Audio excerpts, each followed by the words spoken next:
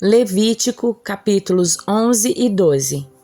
O Senhor disse a Moisés e a Arão: Deem as seguintes instruções ao povo de Israel.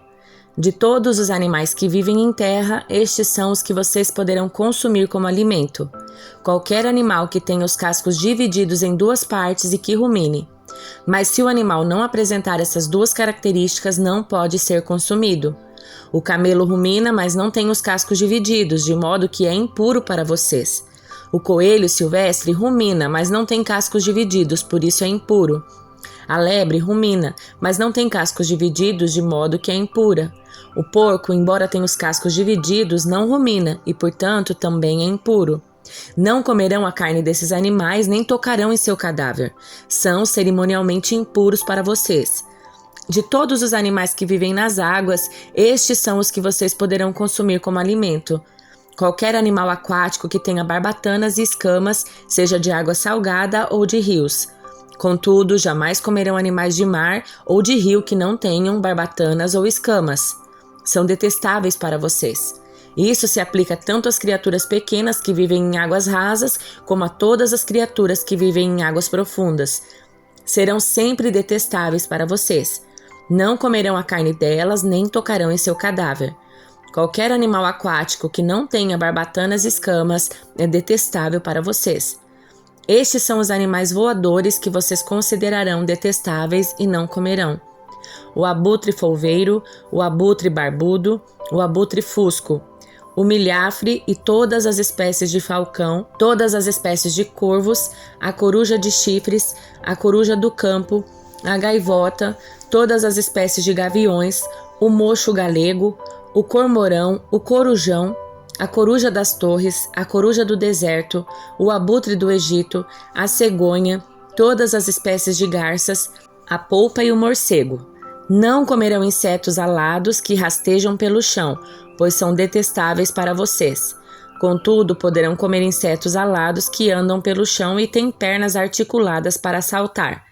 Os insetos que vocês poderão comer incluem todas as espécies de gafanhotos, gafanhotos migradores, grilos e gafanhotos devoradores. Todos os outros insetos alados que andam pelo chão são detestáveis para vocês. Por causa dessas criaturas, vocês se tornarão cerimonialmente impuros. Quem tocar em seus cadáveres ficará contaminado até o entardecer.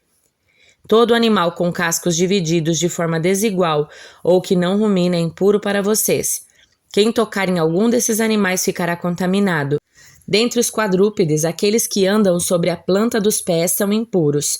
Se alguém tocar no cadáver de algum desses animais, ficará impuro até o entardecer. Se carregar o cadáver deles, deverá lavar as roupas e ficará contaminado até o entardecer. Esses animais são impuros para vocês. Dos animais pequenos que rastejam pelo chão, estes são impuros para vocês: a doninha, o rato, todas as espécies de lagartos grandes, a lagartixa, o lagarto pintado, o lagarto comum, o lagarto da areia e o camaleão. Todos esses animais pequenos são impuros para vocês. Se alguém tocar no cadáver de um deles, ficará contaminado até o entardecer. Se um deles morrer e cair sobre algo, tornará impuro esse objeto, seja de madeira, tecido, couro ou pano de saco. Qualquer que seja seu uso, deverá ser colocado de molho em água e ficará impuro até o entardecer. Depois disso, estará cerimonialmente puro e poderá ser usado novamente. Se um desses animais cair numa vasilha de barro, tudo que estiver dentro da vasilha ficará contaminado e a vasilha deverá ser despedaçada. Se a água dessa vasilha cair sobre algum alimento, ele ficará contaminado. Qualquer bebida que estiver dentro da vasilha ficará contaminada. Qualquer objeto no qual o cadáver de um desses animais cair ficará contaminado. Se o objeto for um fogão ou um forno de barro, deverá ser destruído, pois está contaminado e deverá ser tratado como tal. Se o cadáver de um desses animais cair numa fonte ou cisterna, a água continuará pura. Quem tocar no cadáver, porém, ficará cerimonialmente impuro. Se o cadáver cair sobre sementes a serem plantadas no campo, ainda assim as sementes serão consideradas puras. Mas se já tiverem sido regadas, quando o cadáver cair sobre elas, as sementes serão impuras. Se morrer um animal que vocês têm permissão de comer e alguém tocar no cadáver, ficará impuro até o entardecer. Se alguém comer da carne do animal ou carregar o cadáver, deverá lavar as roupas e ficará impuro até o entardecer. Todos os animais pequenos que rastejam pelo chão são detestáveis e vocês jamais devem comê-los.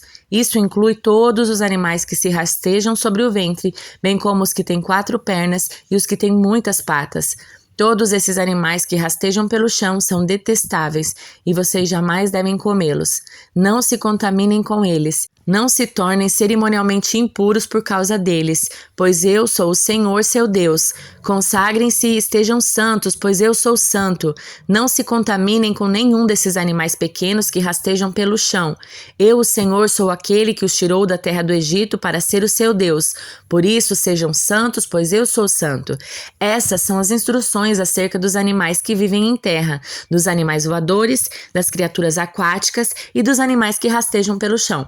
Com essas instruções, vocês saberão o que é impuro e o que é puro, os animais que vocês podem comer e os que não podem. O Senhor disse a Moisés: dê as seguintes instruções ao povo de Israel. Se uma mulher engravidar e der à luz um filho, ficará cerimonialmente impura por 7 dias, como acontece durante a menstruação. No 8º dia, circundem o menino. Depois de esperar 33 dias, a mulher estará purificada do sangramento do parto. Durante o período de purificação, não deverá tocar em coisa alguma que seja consagrada. Também não poderá entrar no santuário enquanto não terminar o período de purificação. Se a mulher der à luz uma filha, ficará cerimonialmente impura por 2 semanas, como acontece durante a menstruação. Depois de esperar 66 dias, estará purificada do sangramento do parto. Quando se completar o tempo de purificação pelo nascimento de um filho ou de uma filha, a mulher levará um cordeiro de 1 ano como holocausto e um pombinho ou rolinha para a oferta pelo pecado. Levará as ofertas ao sacerdote à entrada da tenda do encontro. O sacerdote as apresentará ao Senhor para fazer expiação pela mulher. Ela voltará a ficar cerimonialmente pura depois do sangramento do parto. Essas são as instruções para a mulher depois do nascimento de um filho ou de uma filha. Se a mulher não tiver condições de levar um cordeiro, levará 2 rolinhas ou 2 pombinhos. Um será para o holocausto e o outro para a oferta pelo pecado. O sacerdote o sacrificará para fazer expiação pela mulher e ela ficará cerimonialmente pura. Salmo de número 26. Declara-me inocente, Senhor, pois tenho vivido com integridade. Tenho confiado no Senhor sem vacilar. Põe-me à prova, Senhor, e examina-me. Investiga meu coração e minha mente, pois estou sempre consciente do teu amor e tenho vivido de acordo com a tua verdade. Não passo tempo com mentirosos, nem ando com hipócritas. Detesto as reuniões dos que praticam o mal e não me associo aos perversos. Lavo as mãos para declarar minha inocência. Venho ao teu altar, ó Senhor, para entoar um cântico de gratidão e anunciar todas as tuas maravilhas. Amo teu santuário, Senhor, o lugar onde habita a tua presença gloriosa. Não permitas que eu tenha o destino dos pecadores. Não me condenes junto com os assassinos. Eles têm as mãos sujas de tramas perversas e vivem a aceitar subornos. Eu, porém, vivo com integridade. Resgata-me e tem misericórdia de mim. Agora estou em solo firme e louvarei o Senhor no meio do povo. Evangelho de Lucas, capítulo 7. Quando Jesus terminou de dizer tudo isso, a multidão entrou em Cafarnaum. Naquela ocasião, um escravo muito estimado de um oficial romano estava enfermo à beira da morte. Quando o oficial ouviu falar de Jesus, mandou alguns líderes judeus lhe pedirem que fossem curar seu escravo. Os líderes suplicaram insistentemente que Jesus socorresse o homem, dizendo: ele merece sua ajuda, pois ama o povo judeu e até nos construiu uma sinagoga. Jesus foi com eles, mas antes de chegarem à casa, o oficial mandou alguns amigos para dizer: Senhor, não se incomode em vir à minha casa, pois não sou digno de tamanha honra. Não sou digno sequer de ir ao seu encontro. Basta uma ordem sua e o meu servo será curado. Eu sei disso porque estou sob a autoridade de meus superiores e tenho autoridade sobre meus soldados. Só preciso dizer, vão, e eles vão, ou venham, e eles vêm. E se digo a meus escravos, façam isso, eles fazem. Quando Jesus ouviu isso, ficou admirado. Voltou-se para a multidão que o seguia e disse: eu lhes digo a verdade, jamais vi fé como esta em Israel. E quando os amigos do oficial voltaram para a casa dele, encontraram o escravo em perfeita saúde. Logo depois, Jesus foi com seus discípulos à cidade de Naim, e uma grande multidão o seguiu. Quando ele se aproximou da porta da cidade, estava saindo o enterro do único filho de uma viúva, e uma grande multidão da cidade a acompanhava. Quando o Senhor a viu, sentiu profunda compaixão por ela. Não chore, disse ele. Então foi até o caixão, tocou nele, e os carregadores pararam, e disse: Jovem, eu lhe digo, levante-se. O jovem que estava morto se levantou e começou a conversar, e Jesus o devolveu à sua mãe. Grande temor tomou conta da multidão que louvava a Deus, dizendo: Um profeta poderoso se levantou entre nós, e hoje Deus visitou seu povo. Essa notícia sobre Jesus se espalhou por toda a Judéia e seus arredores. Os discípulos de João Batista lhe contaram tudo o que Jesus estava fazendo. Então João chamou 2 de seus discípulos e os enviou ao Senhor para lhe perguntar: O Senhor é aquele que haveria de vir ou devemos esperar algum outro? Os 2 discípulos de João encontraram Jesus e lhe disseram: João Batista nos enviou para lhe perguntar: O Senhor é aquele que haveria de vir ou devemos esperar algum outro? Naquela mesma hora, Jesus curou muitas pessoas de suas doenças, enfermidades e espíritos impuros e restaurou a visão a muitos cegos. Em seguida, disse aos discípulos de João: Voltem a João e contem a ele o que vocês viram e ouviram. Os cegos veem, os aleijados andam, os leprosos são purificados, os surdos ouvem, os mortos são ressuscitados e as boas novas são anunciadas aos pobres. E disse ainda: Felizes são aqueles que não se sentem ofendidos por minha causa. Depois que os discípulos de João saíram, Jesus começou a falar a respeito dele para as multidões. Que tipo de homem vocês foram ver no deserto? Um caniço que qualquer brisa agita?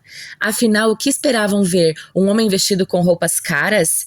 Não. Quem veste roupas caras e vive no luxo mora em palácios. Acaso procuravam um profeta? Sim, ele é mais que profeta. João é o homem ao qual as Escrituras se referem quando dizem: Envio meu mensageiro adiante de ti, e ele preparará teu caminho à tua frente. Eu lhes digo, de todos os que nasceram de mulher, nenhum é maior que João Batista, e, no entanto, até o menor no reino de Deus é maior que ele. Todos que ouviram as palavras de Jesus, até mesmo os cobradores de impostos, concordaram que o caminho de Deus era justo, pois tinham sido batizados por João. Os fariseus e mestres da lei, no entanto, rejeitaram o propósito de Deus para eles, pois recusaram o batismo de João. Assim, a que posso comparar o povo dessa geração? Perguntou Jesus. Como posso descrevê-los? São como crianças que brincam na praça. Queixam-se a seus amigos: tocamos flauta e vocês não dançaram, entoamos lamentos e vocês não choraram. Quando João Batista apareceu, não costumava comer e beber em público e vocês disseram: está possuído por demônio. O Filho do Homem, por sua vez, come e bebe e vocês dizem: é comilão e beberrão, amigo de cobradores de impostos e pecadores. Mas a sabedoria é comprovada pela vida daqueles que a seguem. Um dos fariseus convidou Jesus para jantar. Jesus foi à casa dele e tomou um lugar à mesa.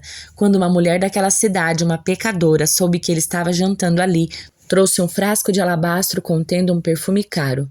Em seguida, ajoelhou-se aos pés de Jesus, chorando. As lágrimas caíram sobre os pés dele e ela os secou com seu cabelo, e continuou a beijá-los e a derramar perfume sobre eles. Quando o fariseu que havia convidado Jesus viu isso, disse consigo: se este homem fosse profeta, saberia que tipo de mulher está tocando nele. Ela é uma pecadora. Jesus disse ao fariseu: Simão, tenho algo a lhe dizer. Diga, mestre, respondeu Simão. Então Jesus lhe contou a seguinte história. Um homem emprestou dinheiro a 2 pessoas, 500 moedas de prata a uma delas e 50 a outra. Como nenhum dos devedores conseguiu lhe pagar, ele generosamente perdoou ambos e cancelou suas dívidas. Qual deles o amou mais depois disso? Simão respondeu: suponho que aquele de quem ele perdoou a dívida maior. Você está certo, disse Jesus. Então voltou-se para a mulher e disse a Simão: veja, esta mulher ajoelhada aqui, quando eu entrei em sua casa, você não ofereceu água para eu lavar os pés, mas ela os lavou com suas lágrimas e os secou com seus cabelos. Você não me cumprimentou com um beijo, mas desde a hora em que eu entrei, ela não parou de beijar meus pés. Você não me ofereceu óleo para ungir minha cabeça, mas ela ungiu meus pés com um perfume raro. Eu lhe digo, os pecados dela, que são muitos, foram perdoados e por isso ela demonstrou muito amor por mim. Mas a pessoa a quem pouco foi perdoado demonstra pouco amor. Então Jesus disse à mulher: seus pecados estão perdoados. Os homens que estavam à mesa diziam entre si: quem é este que anda por aí perdoando pecados? E Jesus disse à mulher: sua fé a salvou, vá em paz.